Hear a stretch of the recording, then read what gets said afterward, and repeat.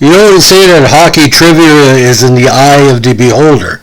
If you're a fan of the original six, you probably think the answer to this question is from one of those squads.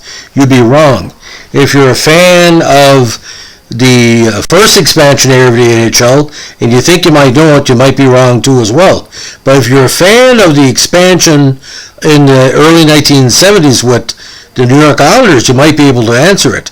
Now, who do you think was the last player coach to win a Stanley Cup? Well, okay, I gave half of it away. Yes, it's a New York Islander, but not the New York Islander you think. Think receding hairline, think a Scott Hamilton lookalike, think defensive stalwart who gave up his goal-scoring career in Major Junior to become one of the best defensive forwards in NHL history. Well, of course, it's got to be Lorne Henning. Now, for a lot of people, Lorne Henning is a prototypical defensive player for the Islanders in their pre-Stanley Cup and early Stanley Cup era. And this podcast is dedicated to my fellow New Brunswick Independent author, member Joe Powers.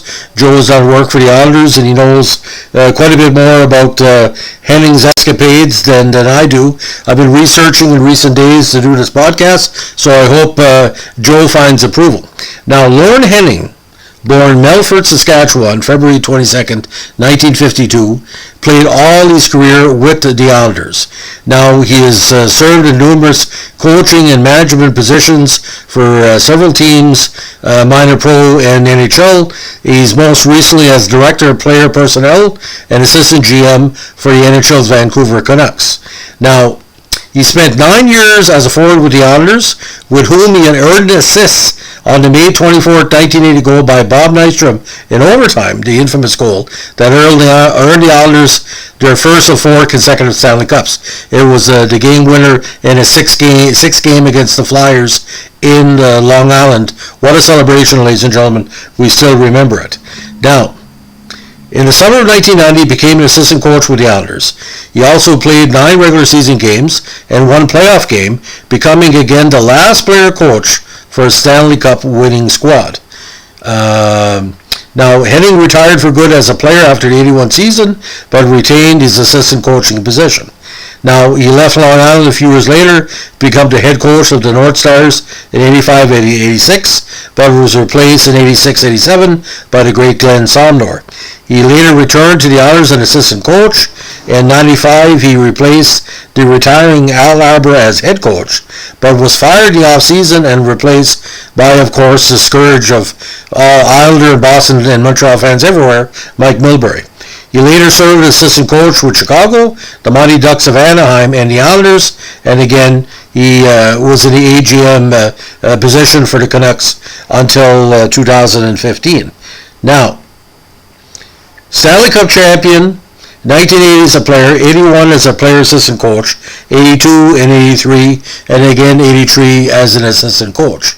Now, first came to major prominence with the great Estevan Bruins of the WCHL, where he put up 54 points in 1969, including 27 goals. Next season, he had 40 goals and 92 points overall, 71, 130 points, 64 goals in only 66 games. But his draft year, he moved to New Westminster and put up what a lot of people consider one of the most consistent seasons in that squad's history, 114 points in 60 games, including 51 goals. Now, here's where it gets interesting. The Islanders took him in the second round with their 17th overall pick. Now, at the time, he played center left wing. Do you list him as 5'11", 185? I give him 5'9", 5'10". Now, the WCHL numbers were tremendous. He was an all-star second team in 71 with Estevan. New Westminster captain in 72. What really hurt him as well, he missed part of the 72 season with hepatitis, but also became a multi-sport athlete because he's done harness racing, basketball, baseball. He was a stand-up baseball player in high school as well. Now, he debuted for the Islanders against Boston October 14th and wore the infamous number 10 until the early 1980s. Now, his full career, 184 points in 544 games, including 73 goals and 111 assists and 14 points in 81 playoff games. But see, that's the stats don't tell everything. Lorne was kind of in that Bob Gainey, Doug Jarvis, Claude Provo style. He would stop the top players of the other team, and the Islanders were Stanley Cup contenders from 1976 on, but a series of bad luck losses in the late 70s, especially when he had to play Montreal for quarterfinals, semifinal round. He could have easily won 5 or 6 straight cups with the right momentum, but until Bossy arrived, that's when he really started to become that kind of marquee squad that nobody could beat over a 5-year span. Now, NHL awards and honors. He was the Islanders Good Guy Award winner in 1979 for perseverance. He holds NHL records for more shorthanded goals in a single playoff year in 1980, a record he has shared with 5 others. Now, he's also been runner-up in the Stanley Cup in 1984 as assistant coach, and won Anaheim in 2003 as an assistant coach. Now he holds the New York Islanders record for most shorthanded goals and most playoff shorthanded goals with 5. And again, he was a original New York Islanders, and one of the several bright spots on the team. Although 73 had a hard year, there was a number of players and veterans that had a good season with the Islanders that year, which led to the successful regular season and playoff run from 74 on. Now, he served again as the Islanders head coach for the first 3 games of 83 when Al Arbour unfortunately had to attend his father's funeral. Minnesota head coach again from June 85 to March 31st, 87. He was an AC in New York for approximately 5 years until 1994. Interim head coach April 6, 94, and remained there until the end of the season. Islander head coach June 20th, 94 to April 10th, 95. Chicago assistant coach August 7th, 95 until the 98 season. He was Islanders associate coach prior to the 99 season, stayed there until March 3rd, 2001. Then he was named interim head coach again, March 4, 2001, and remained in that position until the end of the campaign. Named an Anaheim assistant coach on July 11, 2002, and remained there through 2003. Now, a lot of trivia as well with Henning besides that last player coach to win a cup. He survived a bad appendix scare at the end of the 73-74 season. Some people were concerned it would have turned bad, but he survived it. He also became the first Islanders player to score a goal on a penalty shot when he achieved the unique feat by beating the veteran Jim Rutherford in Detroit on February 1st, 75. Now, he also teamed with Ed Westfall to form the league's most efficient penalty-killing duo, according to stats, in both 1975 and 1976. He had 6 shorthanded goals in 77, and he was also the Islanders' representative to the NHLPA from 77 to 79. Now, he also finished 3rd in voting for NHL Coach of the Year honors in 86.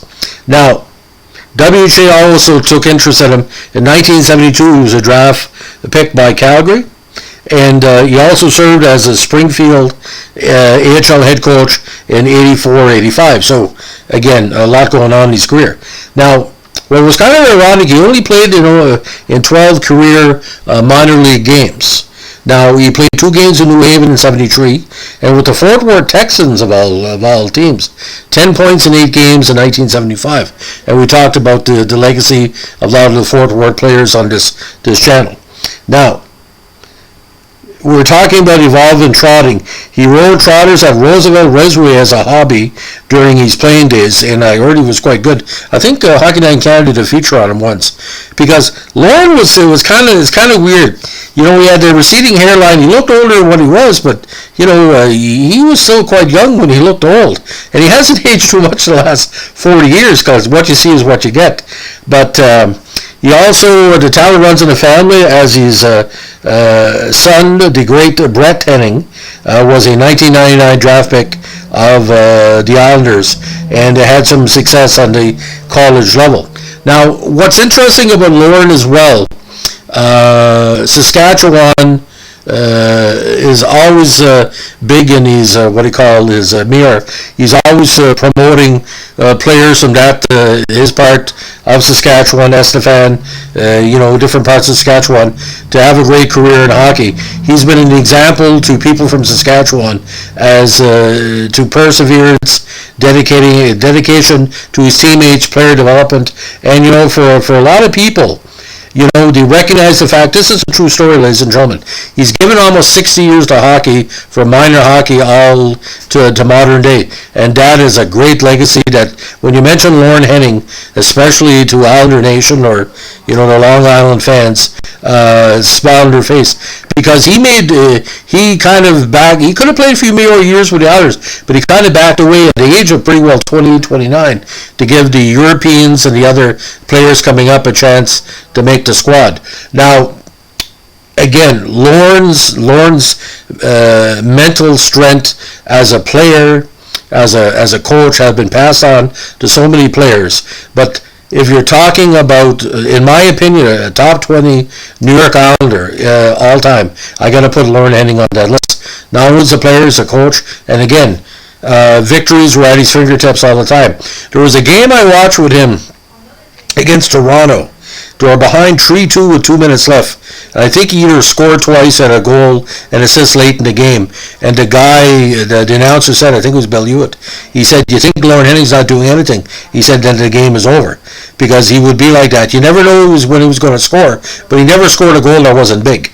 Like I said, you don't play with the number 2 team in the NHL for the 1970s and the number 1 team in the 1980s for all those years and don't have an acumen to score the big goal.